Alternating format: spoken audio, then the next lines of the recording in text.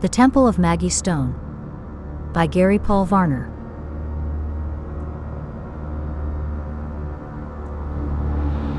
Chapter 1. To be 90. Maggie Stone opened her eyes and quickly closed them. The white light was too bright. She lay still in the darkness, trying to recall some distant dream about a younger woman with her whole life ahead of her instead of behind. Before the fatal word cancer was uttered by her doctor, her daughter had asked what it was like to be 90. Maggie didn't have an answer for her then. Beyond a few aches and the old hag that stared back at her whenever she looked in the mirror, Maggie had felt the same, but then the cancer came, and over the next few months she'd watched her body rot. Now being 90 meant hospital beds and medication. It meant sterile sheets and stale rooms. It meant sympathetic stares and awkward conversations about the end, an end that should have been welcome. She thought she'd be ready. She wasn't. A person was supposed to be tired of it all by now. 90 was a respectable age. No one could say she'd lived an unfulfilled life. But she was scared, terrified, and each time she went to sleep it was harder to wake up. Today the world had come back by slow degrees. She'd first heard the steady beeping of the machine measuring her vitals. It had grown louder until her eyes sprang open to see the same white, crumbling ceiling tiles she'd stared at for the last several months. Then the ever-blinding fluorescent light forced her eyes shut once more. Slowly she opened her eyes again. It took a moment, but they adjusted, and she looked over at the black screen with the ticking green line and listened to the familiar electric beeping of her heartbeat. It sounded like a countdown. She felt sore and dirty despite the clean sheets and the sterile, lifeless smell of the room, a combination of lemon and urine. Some distant part of her mind noted that she was shivering in her bed. She was always cold, and not just because of the cancer. The doctors seemed to believe all their patients should be freezing. It was good practice for death. She wished she'd agreed to a live-in nurse. If she were going to die, she would rather have done so in her own home, surrounded by familiar things. There was nothing familiar here, nothing homey, just a clean white march toward oblivion, or hell, since she had never accepted a religion. Neither prospect sounded appealing. She supposed she could make a deathbed confession just to be safe, but she didn't believe in anything, so what good would it really do? If there were a God, surely he'd be smarter than that. Her eyes were no longer burning, but she felt the first throbs of a headache, so she closed them again. An image of Ray floated past her vision in the void. She wondered if she'd see him in the beyond. She wondered if there was a beyond. She wondered if she'd be thinking of him as she descended into death. She wondered if she'd be able to think at all. Ray never wondered. He believed. It was his crowning achievement. He'd accepted the Lord Jesus Christ at 72 years old, a thing unheard of to hear the Christians tell it. He'd spent the last 19 years trying to convince her to believe, but she couldn't. What would death be like if there was a hell? Would she imagine Ray and weep because they were separated forever by a vengeful God? Maggie opened her eyes and kept them focused on the white ceiling. That last thought had been too much. She'd just woken up, and already her mood was more cryptic than usual. Wishing to get her mind on something more pleasant, she turned, hoping to see Ray. Sure enough, her husband was sitting beside her bed like he did every day. Ray was praying. Surely praying for her damned soul would grow boring at some point, but he kept going. It was his way, his dogged persistence, which had gotten them out of so many jams over the years. Too bad prayer was going to fail him, but she refused to pretend just because she was afraid. She wouldn't. If Ray was persistent, she was stubborn, but she loved him and was just as worried about him as she was about her own demise. Once she was gone, would he give up his faith? The last thing in the world she wanted was to take his belief from him. She didn't wish to leave a legacy of shattered hope. What kind of gift would that be? If belief would make his own transition to the grave easier, then who was she to refuse to give it to him? But she couldn't bear the idea of ending their marriage on a lie. They'd always been honest with each other, and it was this honesty that had saved them during the darkest periods of their marriage. Her red eyes scanned her muttering husband, who looked up and smiled. Those wrinkled, tired eyes shone with wet tears and light. He was handsome. Dear Lord in heaven, if there was one, he was so handsome. It was the ultimate punishment of old age. A woman's beauty vanished entirely, while old men became refined like wine. Had they been billionaires, he could have a woman 30 years younger and manage to keep the silly thing. Maggie smiled back. It hurt. She felt her dry lips crack and was pretty sure she tasted blood, but she couldn't help but smile. "Good morning, love," he said. "Morning, dear," she said. "How did you sleep?" Poorly, but knowing you're here I'll sleep easier this afternoon. I wish they would let you stay the night. With my luck that's when I'll go. He took her hand and squeezed it.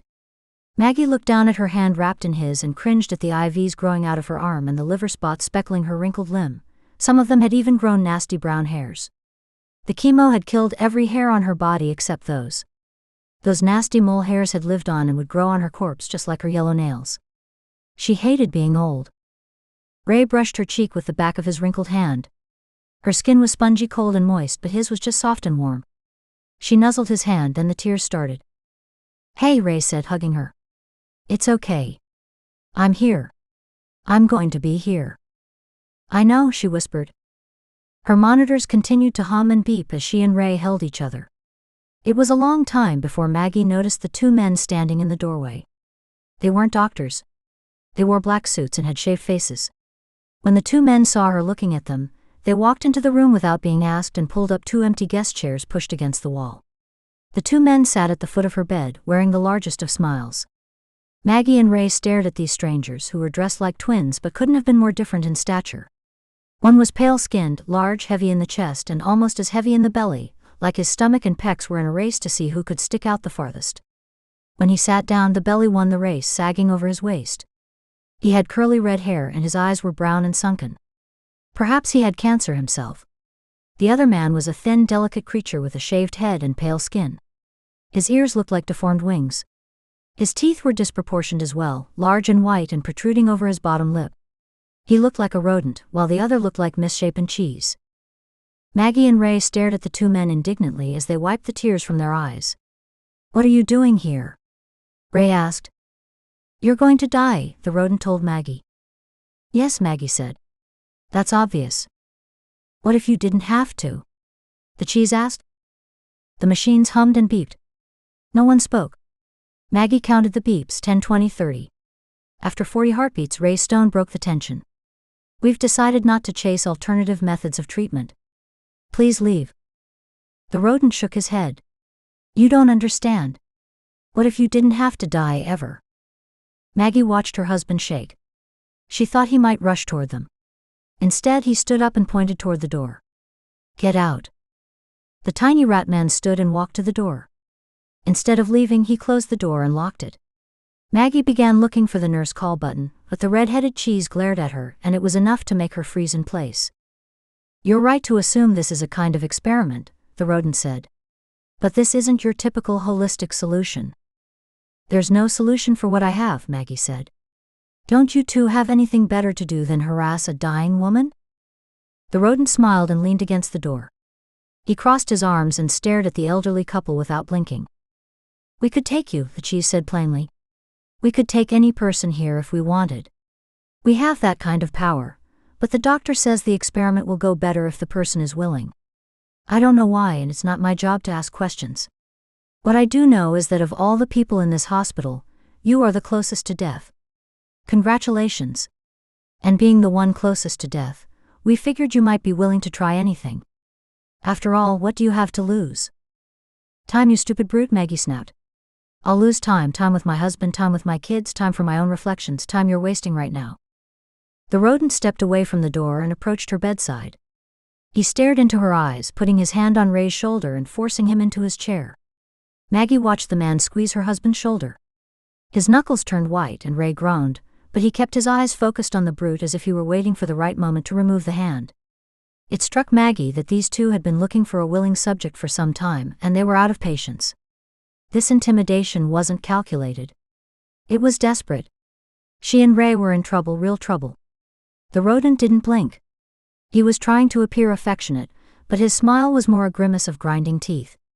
Maggie imagined steam pouring from the man's oversized ears, only the steam was reaching that certain high pitch that meant the whole kettle was about to explode.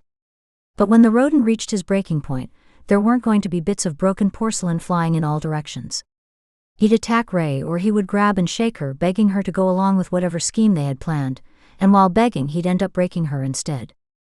I use the word experiment, the rodent said, accentuating every syllable. But let me be clear. This will work. There is no doubt. There is no debate. We know it will work because we have done it before. But now we need someone who is on record, someone we can monitor as a formality and send out into the world to declare our achievement. This is not a gamble. This is not a risk. This is nothing short of pure immortality. After you, only the richest in the world will be able to afford this treatment, but you will not have to pay anything.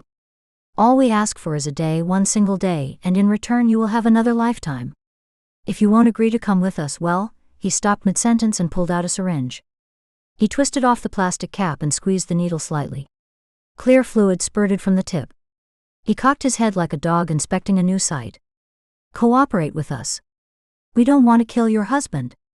And in return, when your husband's time comes, we'll give him the same gift. And you two can live together forever, and ma'am, that's not hyperbole. You can't be serious, Ray said. What's going on? The evolution of humanity, the cheese said. Maggie knew one thing.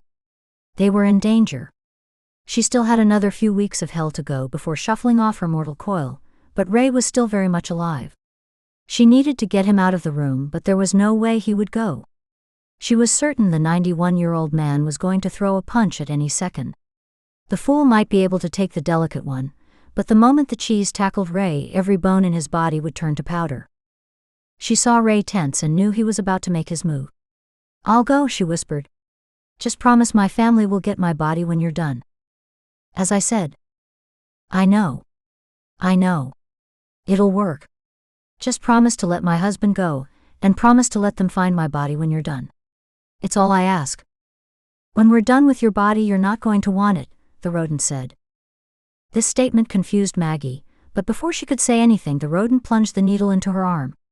She wasn't entirely surprised by this. She squeezed Ray's hand as he looked at her with wide, tear-filled eyes. The world began to blur. She was sure she was dying. It was just like she'd imagined. As the colors of the room began to bleed into each other, she saw the rodent pull out a second needle. She knew it was for Ray, and for the first time real terror struck her.